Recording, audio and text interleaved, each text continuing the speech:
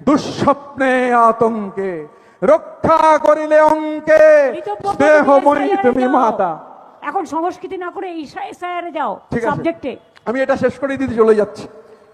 দুঃস্বপ্নে আতঙ্কে পিছনে আছে দিদিকে। দিদি, ও দিদি। এটাই হচ্ছে প্রাইভেট লিমিটেড কোম্পানি। মালিক যেটা বলবে সেটা আপনাকে শুনতে বাধ্য। কারণ 2021 সালে বিধানসভা নির্বাচনের সময় তৃণমূল কংগ্রেস 213টা আসন পেয়েছিল, কিন্তু মুখ্যমন্ত্রী নিজে হেরে গেছিল। নন্দীগ্রামে হেরে গিয়েও তিনি মুখ্যমন্ত্রী হয়েছিল, কারণ এই মুখ্যমন্ত্রী নিজেকে ধান ভাবে আর বাকি সবকে খড় ভাবে। কারণ 213টা বিধায়কের মধ্যে কেউ কি মুখ্যমন্ত্রীর যোগ্যতা ছিল না? ওনাকেই হতে হবে।